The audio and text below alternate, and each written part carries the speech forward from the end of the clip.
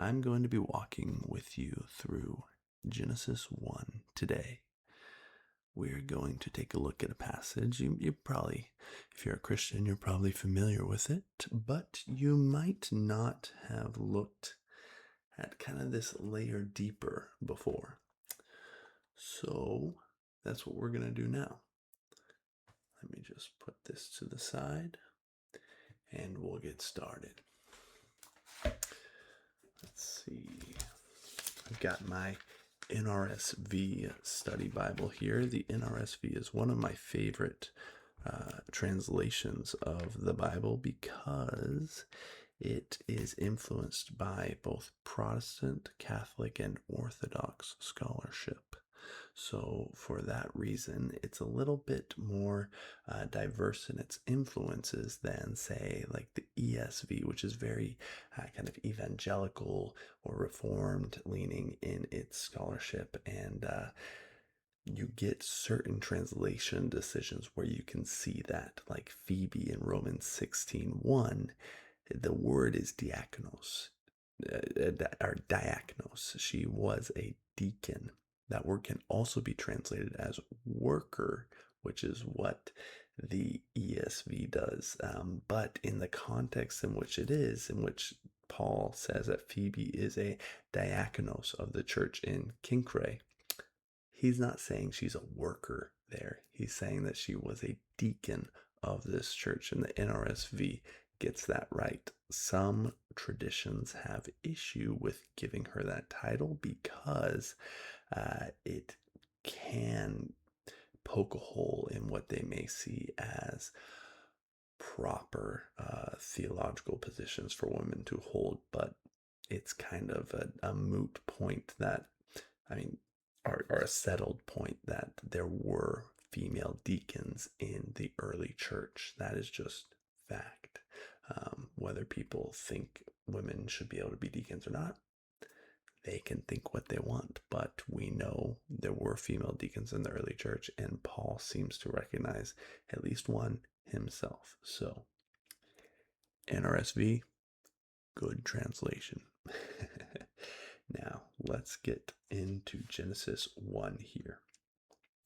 In the beginning, when God created the heavens and the earth was a formless void, and darkness covered the face of the deep, while a wind from God swept over the face of the waters.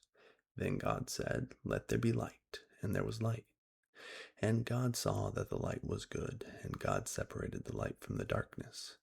God called the light day, and the darkness he called night, and there was evening and there was morning the first day. Pretty straightforward there, right? And God said, "Let there be a dome in the midst of the waters, and let it separate the waters from the waters." So God made the dome and separated the waters that were under the dome from the waters that were above the dome. And it was so.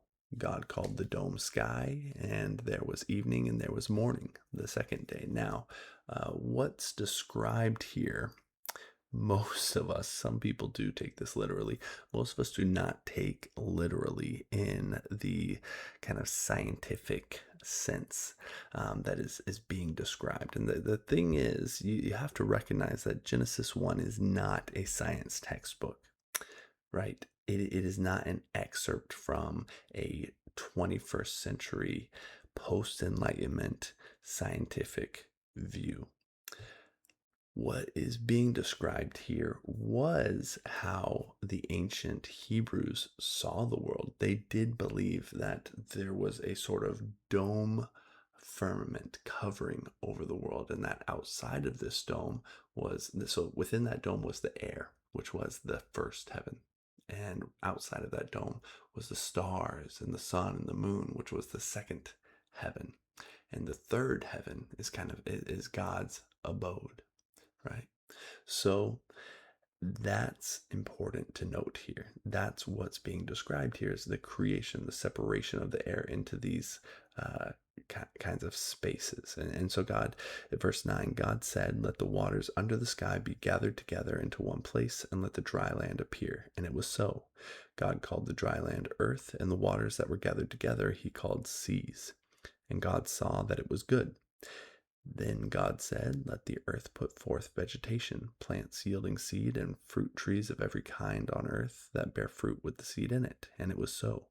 The earth brought forth vegetation, plants yielding seed of every kind, and trees of every kind bearing fruit with the seed in it. And God saw that it was good. And there was evening and there was morning, the third day. So in these 3 days, God has kind of established these uh, three domains of there being the waters and the heavens and the earth. That's important to note because the next 3 days, God populates those things, right? Beginning with the heavens. Um, so verse 14, and God said, let there be lights in the dome of the sky. Like I said, out there, this is the second heaven kind of that's being described. This is not how it actually is. This would necessitate a flat earth worldview and all sorts of stuff like that. That's not where we're going here, but I want you to understand the sort of poetic mythology of that the Hebrew reader would have had 4,000 years ago, or listener more than likely, when hearing Genesis 1 recounted. So God said, let there be lights in the dome of the sky to separate the day from the night, and let them be for signs and for seasons and for days and years, and let them be lights in the dome of the sky to give light upon the earth. And it was so. God made the two great lights, the greater light to rule the day and the lesser light to rule the night, and the stars. God set them in the dome of the sky to give light upon the earth, to rule over the day and over the night, and to separate the light from the darkness. And God saw that it was good. And there was evening and there was morning, the fourth day. So the air is now beginning to be populated. The heavens the heavens that God separated from the earth are beginning to be populated. And God said, let the waters bring forth swarms of living creatures, and let birds fly above the earth across the dome of the sky. So God created the great sea monsters and every living creature that moves of every kind. So interesting thing there. A lot of people don't notice that. God created the great sea monsters. That's a little interesting, right? Sea monsters. What is it saying there? It's actually talking about Leviathan. And this is supposed to be a direct polemic to other like ancient Mesopotamian tales, like in the Epic of Gilgamesh. It is Tiamat, this slithering serpent, from which this chaos monster from which Gilgamesh like slices her up and creates stuff or whatnot, if I'm remembering it correctly. It's been a while since I studied this directly, but the chaos dragon is this sort of god, and here God is saying, hey, the chaos monster is not the like pre-beginning existing creature. I created that Leviathan. I created all of the creatures of this earth, including the sea monsters, the Leviathans, the Tiamats that you guys now mistakenly may revere. So, yeah, God created the great sea monsters and every living creature that moves of every kind with which the waters swarm, and every winged bird of every kind, and God saw that it was good. God blessed them, saying, be fruitful and multiply and fill the waters and the seas, and let birds multiply on the earth. And there was evening and there was morning, the fifth day. And God said, let the earth bring forth living creatures of every kind, cattle and creeping things, and wild animals of the earth of every kind. And it was so. God made the wild animals of the earth of every kind, and the cattle of every kind, and everything that creeps upon the ground of every kind. And God saw that it was good. Notice here, every day God's creation is deemed good. Then God said, we'll build on that in a moment. Then God said, let us make humankind in our image, according to our likeness, and let them have dominion over the fish of the sea, and over the birds of the air, and over the cattle, and over all the wild animals of the earth, and over every creeping thing that creeps upon the earth. So God created humankind in his image. In the image of God, he created them. Male and female, he created them. God blessed them, and God said to them, "Be fruitful and multiply, and fill the earth and subdue it, and have dominion over the fish of the sea, and over the birds of the air, and over every living thing that moves upon the earth." I want to note something real quick. There are some people who mistakenly have this idea, this concept that males are made in the image of God, and that females are this kind of secondary derivative, that they're derived from men, so they're not actually the direct image of God. That's not accurate. This shows no, that's not the case. Women and men alike both bear the imago Dei in its fullness. Men and women are both fully created in the image of God. Okay, guys? So,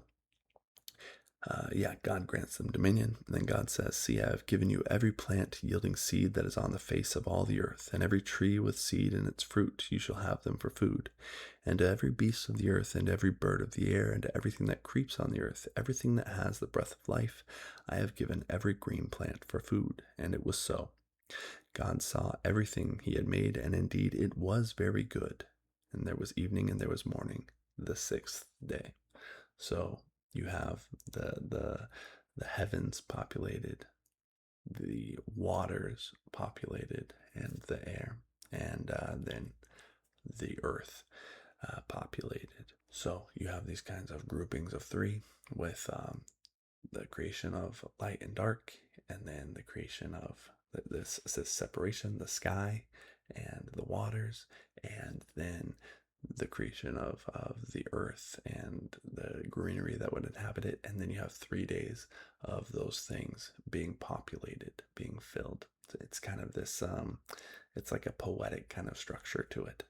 And then note that on the last day, God saw everything he had made, and indeed it was very good. So the word used here it's important to note, actually. A lot of people think of Eden or of creation as perfect. And it's important to note that perfect is not the word used. Tov is the word used, which means good, whole, complete. God's creation, and especially at the end, it's very good. God's creation wasn't created finished in the sense of perfection. Like if something's perfect, you don't want to do anything to it, right? You don't want to alter it. You don't want to mess it up. You don't want to make additions or changes or anything, because it's already perfect. Perfect can only be made less perfect, right? It can't be improved on. But God created a world that was ready to be improved on, that man's mission and task was to improve on as co-heirs underneath him. And I think that's something that we can easily miss in the text, but that's really important. It was good, but it was not perfect. And we humans are tasked with the job of stewarding this earth, even before the entry of sin, and stewarding this earth and exploring it and making lives within it that further increase and add to the goodness within it. And that's true both pre-fall and post-fall, and will be true after Christ's return, which I think is a pretty cool thing to look forward to. So anyways, this is the first of hopefully many more Bible readings with me, Christopher, aka the ASMR pastor. I also have a page called The Nerdy Christian that I've been doing for a lot longer than this, but I've been contemplating doing this for a little bit, and I think it'd be a cool way to help people just like dwell on scripture a little bit while going to sleep, and maybe learning a bit along the way. But I hope this was interesting to you. Hope you learned something, and feel free to stick around.